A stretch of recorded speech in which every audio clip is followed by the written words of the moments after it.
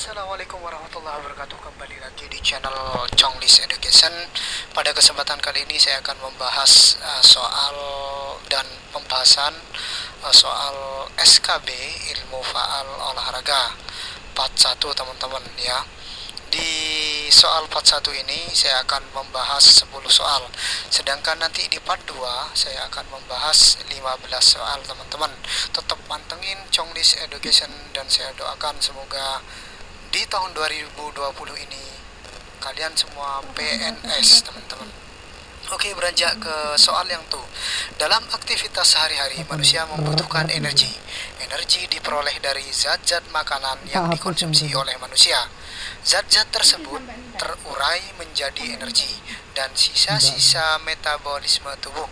Sedangkan sisanya akan dikeluarkan oleh tubuh yang disebut dengan A. Defekasi, B. Sekresi, C. Metabolisme, D. Ekskresi.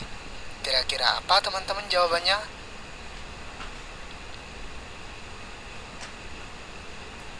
Betul sekali teman-teman, jawabannya adalah D. Ekskresi. Sedangkan pembahasannya adalah ekskresi, proses pengeluaran metabolisme teman-teman. Diingat-ingat, ekskresi adalah proses pengeluaran metabolisme. Zat tersebut diserap dan diangkut oleh darah dan dikeluarkan bersama urin teman-teman. Sedangkan defekasi, tadi ada defekasi itu di pilihan gandanya. Defekasi adalah pengeluaran sisa-sisa pencernaan berupa feses yang dikeluarkan melalui anus. Sedangkan sekresi merupakan proses pengeluaran zat oleh kelenjar yang masih digunakan oleh tubuh teman-teman. Silahkan diingat-ingat, sekresi adalah proses pengeluaran metabolisme, sedangkan defekasi pengeluaran sisa-sisa pencernaan, dan sekresi merupakan proses pengeluaran zat oleh kelenjar yang masih digunakan oleh tubuh. Oke, beranjak kepada soal yang selanjutnya teman-teman. Soal yang nomor 2, sistem ekskresi pada manusia melibatkan beberapa alat ekskresi. Alat ekskresi ini teman-teman, yaitu A. Ginjal, kulit, paru-paru dan hati, B. Jantung, paru-paru dan kulit, C. Hati, jantung dan anus, D. Urin, anus, jantung dan ginjal. Kira-kira apa teman-teman jawabannya? Alat-alat ekskresi.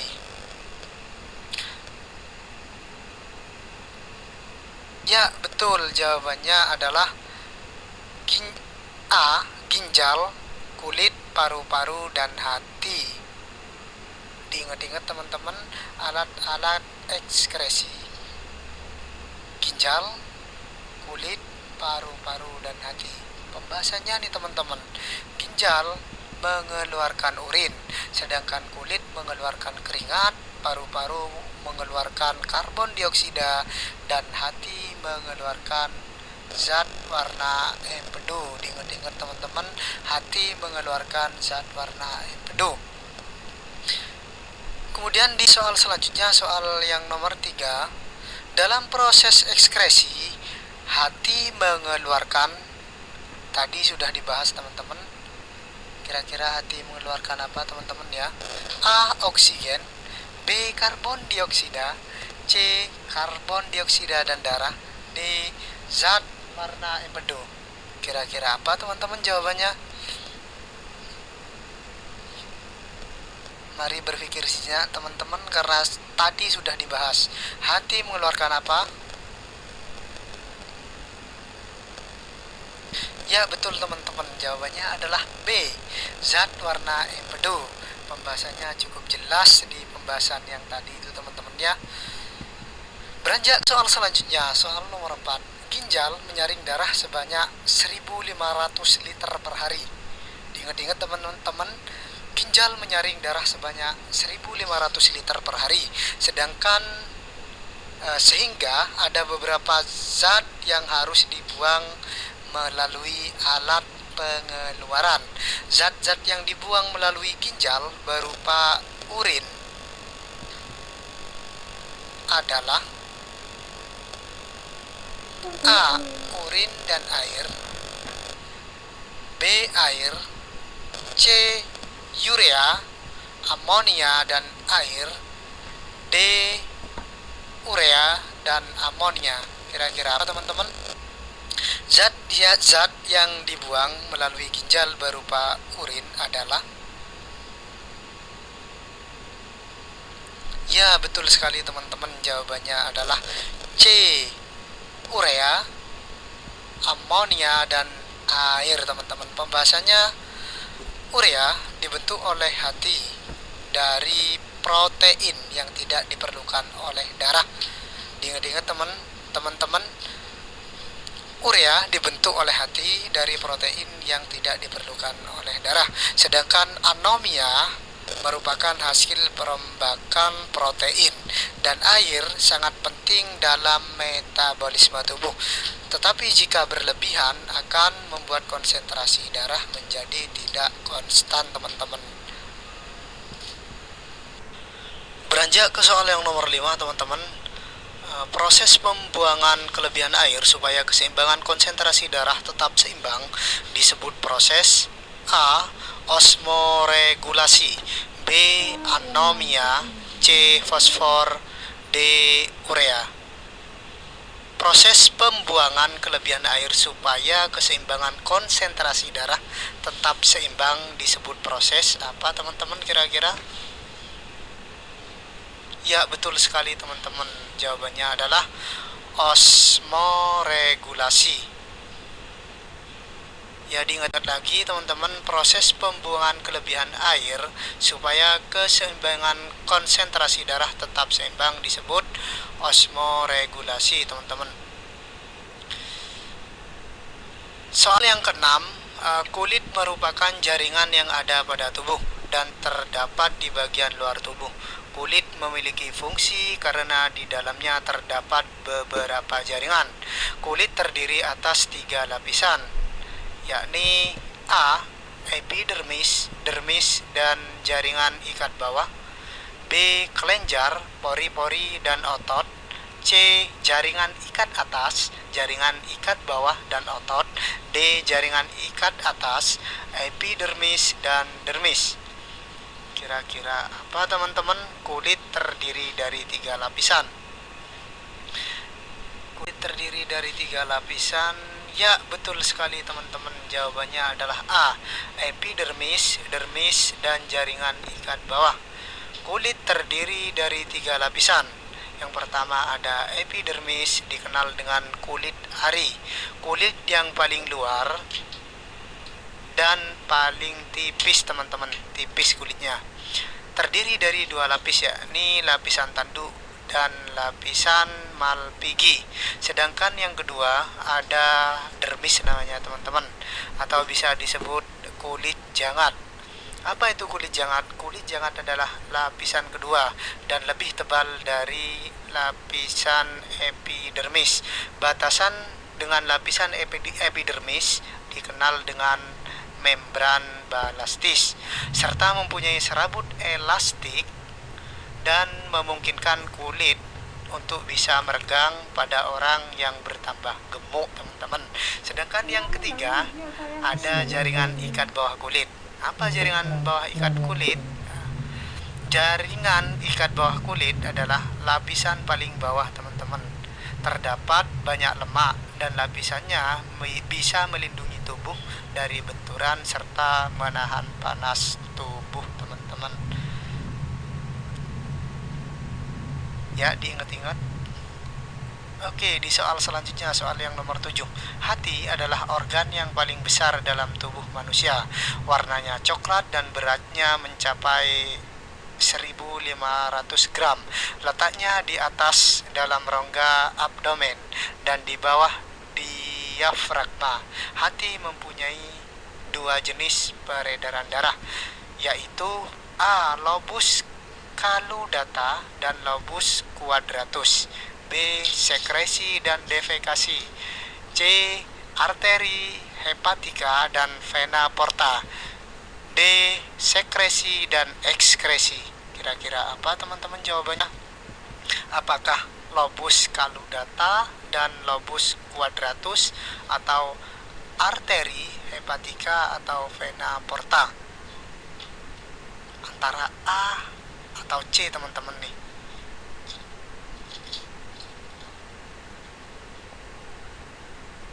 Ya, betul sekali, jawabannya adalah C teman-teman, arteri hepatika dan vena porta.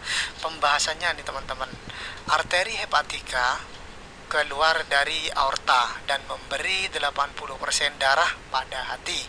Darah ini mempunyai kejenuhan 95 sampai 100%. Akan membentuk jaringan kapiler setelah bertemu kapiler vena. Akhirnya keluar sebagai vena hematika.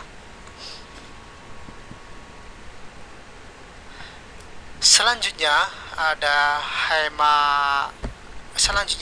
vena porta teman-teman. Terbentuk dari linealis dan vena mesentrika superior, mengantarkan 20% darahnya ke hati. Darah ini mempunyai kejenuhan 70% sebab beberapa oksigen telah diambil oleh limpa dan usus teman-teman. Diingat-ingat teman-teman. Ya, soal selanjutnya yang nomor 8 teman-teman. Ilmu yang mempelajari otot beserta struktur pendukungnya disebut apa nih kira-kira? Ilmu yang mempelajari otot beserta struktur pendukungnya. A. Ilmu faal dasar. B. Ilmu faal olahraga. C. Miologi. D. Osteologi. Kira-kira apa teman-teman? Ya, betul sekali. Jawabannya adalah biologi. Pembahasan untuk ilmu faal dasar teman-teman, itu adalah ilmu yang mempelajari fungsi dan cara kerja organ-organ tubuh serta perubahan yang terjadi akibat pengaruh dari luar maupun dalam. Sedangkan ilmu faal olahraga adalah ilmu yang mempelajari perubahan fungsi dan cara kerja organ tubuh karena melakukan pelatihan olahraga baik untuk tujuan kesehatan maupun prestasi. Sedangkan osteologi teman-teman adalah ilmu yang mempelajari sistem pertulangan manusia. Jadi ilmu yang mempelajari otot beserta struktur pendukungnya adalah miologi teman-teman. Diingat-ingat, ilmu yang mempelajari otot beserta struktur pendukungnya adalah miologi. Kemudian beranjak ke nomor selanjutnya, yakni nomor 9. Selain memiliki peranan untuk menggerakkan tulang sehingga manusia bisa menjalankan aktivitasnya sehari-hari seperti berjalan, mengangkat, dan memegang, otot juga berfungsi A. Menggerakkan jantung dan mengalirkan darah. B. Memperlancar pencernaan dan mengalirkan darah. C. Memompa darah ke jantung dan metabolisme tubuh. D. Metabolisme dan kekuatan.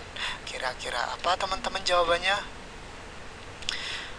Selain untuk menggerakkan tulang, fungsi dari otot adalah, betul sekali teman-teman, jawabannya adalah A. Menggerakkan jantung dan mengalirkan darah. Jelas teman-teman ya. Selanjutnya soal yang terakhir di soal ilmu faal olahraga part 1. Ya, nanti ada part 2-nya juga. Di part 2 saya akan membahas kurang lebih 15 soal teman-teman. Ya, langsung saja soal yang terakhir. Berdasarkan cara kerjanya, otot dibedakan menjadi dua, yaitu antagonis dan sinergis. B. Ekstensi dan fleksi. C. Abduktor dan adduktor. D. Depresor dan elevator. Kira-kira apa teman-teman jawabannya? Apakah antagonis dan sinergis atau ekstensi dan fleksi teman-teman? Ya, betul sekali, jawabannya adalah antagonis dan sinergis. Berdasarkan cara kerjanya, otot dibedakan menjadi dua, yakni antagonis dan sinergis. Pengertian dari antagonis adalah gerak yang berlawanan arah. Jika otot pertama berkontraksi, maka otot kedua relaksasi, teman-teman. Contohnya yang paling sering kita temui adalah otot bicep dan otot tricep. Sedangkan sinergis adalah gerak otot yang bersamaan arah, artinya kedua otot berkontraksi dan berelaksasi bersama. Contohnya otot pronator teres dan pronator quadratus saat tangan mengadah dan melengkup, teman-teman.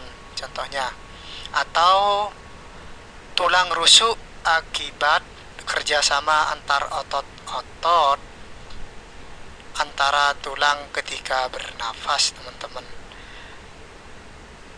Saya ulangi, antagonis adalah gerak yang berlawanan arah. Contohnya adalah otot bicep dan otot tricep. Sedangkan sinergis adalah gerak otot yang bersamaan arah. Contohnya adalah tulang rusuk akibat kerjasama antar otot-otot antara tulang ketika kita bernafas. Ya, cukup sudah pembahasan ilmu faal olahraga part 1, teman-teman. Semoga apa yang kalian cita-citakan bisa terwujud, yakni menjadi PNS 2020. Dan tentunya pantengin terus channel Chonglis Education, karena selanjutnya saya akan membahas tentang ilmu faal olahraga part 2. Dan setelah membahas ilmu faal olahraga part 2, saya akan membahas tentang ilmu gerak beserta pendukung dalam pembelajaran pendidikan jasmani. Assalamualaikum warahmatullahi wabarakatuh, teman-teman. Tetap semangat, tetap belajar,